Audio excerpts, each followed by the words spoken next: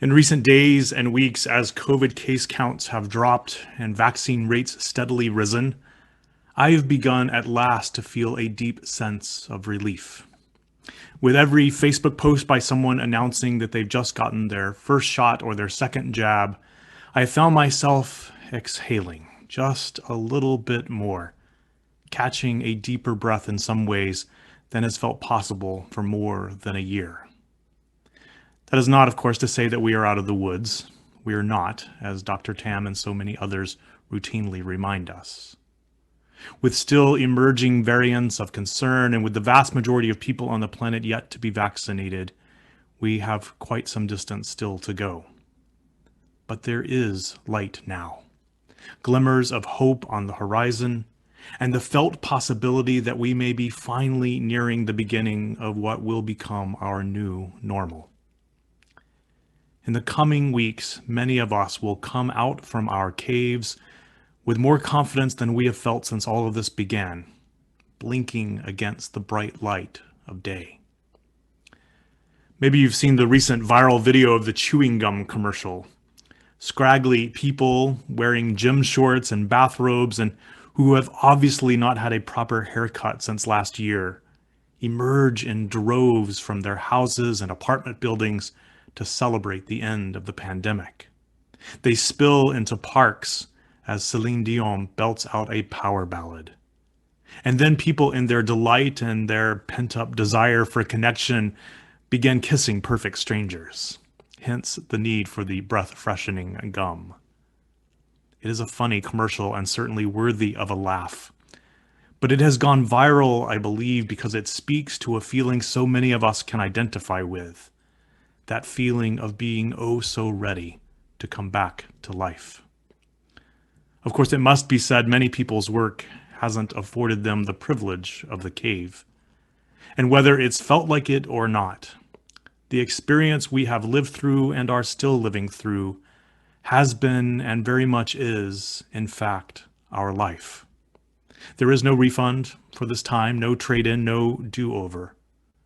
This long chapter of time is as much a part of the story of who we are as any other. But here at this point, as we begin to sense a shift towards the end, the sense of being revived, renewed, revitalized is real. That's why I think Joyce Rupp's poem, A Remnant of Resurrection, spoke to me in thinking about today's Flower Communion service. Though we are actually on the cusp of summer, it is only now that our wintered hearts are at last leaning into spring. And like those daffodils trimmed and placed in water, we now look to the early hour of dawn, stretching towards the sun to hurrah the morning. And then, as the best poets do, Rupp invites us deeper into complication and into truth. She writes, "But what captures my attention is one small thin remnant, voluntarily discarded beneath the smiling daffodils. This dry, transparent cover, a cast-off tube of protection, once concealing a fragile bud, conveys the price of blooming. I pick up this remnant of resurrection and hold it for a long, silent time, wondering what soul shroud of mine needs to be unwrapped before I too am blooming." It takes a poetic eye to spot the beauty of the dried out bit of casing, once green and now faded, that held the bud safe before it flowered, and to recognize in it the price paid for our ability to blossom. As you look towards the rising sun, I wonder what soul shroud of yours is in need of unwrapping.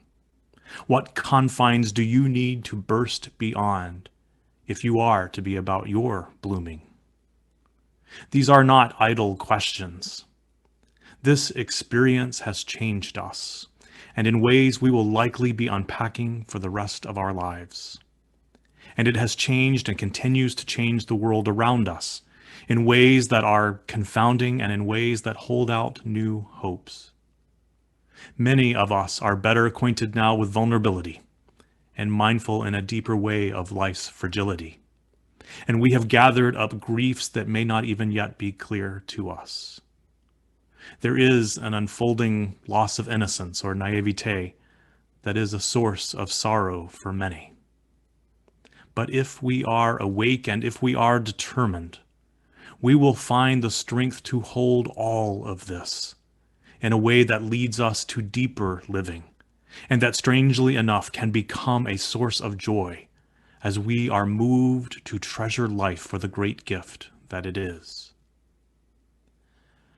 The Lebanese poet Khalil Gibran got at this tension that sits at the heart of human life.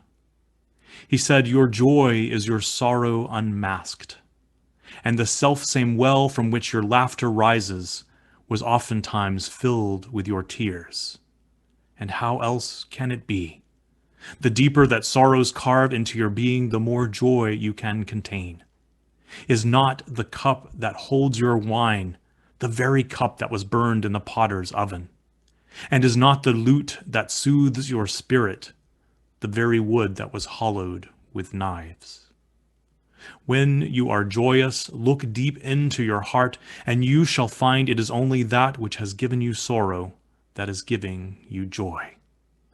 When you are sorrowful, look again in your heart, and you shall see that in truth you are weeping for that which has been your delight. Some of you say joy is greater than sorrow, and others say, nay, sorrow is greater. But I say to you, they are inseparable. Together they come, and when one sits alone with you at your board, remember the other is asleep upon your bed. Verily, you are suspended like scales between your sorrow and your joy." It admittedly is not an easy place to be, suspended there between joy and sorrow, caught all our lives between what can break our hearts and what can break open our hearts to their deepest purpose on this earth. But to be there, to be suspended there, and to know that you are there, is the hidden blessing to be found in all of this. It is life's hardest of bargains.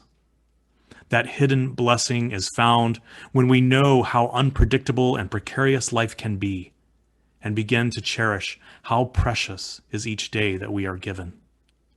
That hidden blessing is found when we look upon the gifts in our life and know things could so easily be otherwise. That hidden blessing is found when we look to our losses, to the loss of loved ones who are now gone, and know that our grief is the tax that we have gladly paid to love.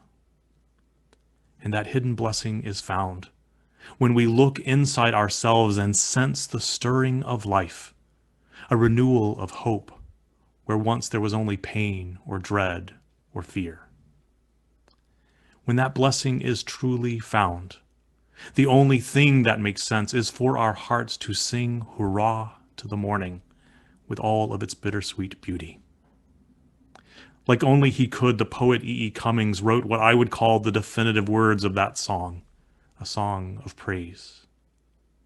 I thank you, God, for most this amazing day, for the leaping greenly spirits of trees and a blue true dream of sky, and for everything which is natural, which is infinite, which is yes.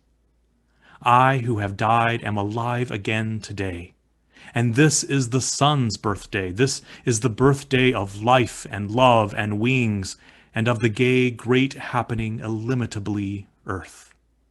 How should tasting, touching, hearing, seeing, breathing, any lifted from the know of all nothing, human merely being, doubt unimaginable you? Now the ears of my ears awake, and now the eyes of my eyes are opened. I am always moved by the depths of gratitude and joy in Cummings' words. My heart is full in just hearing him say, I who have died am alive again today.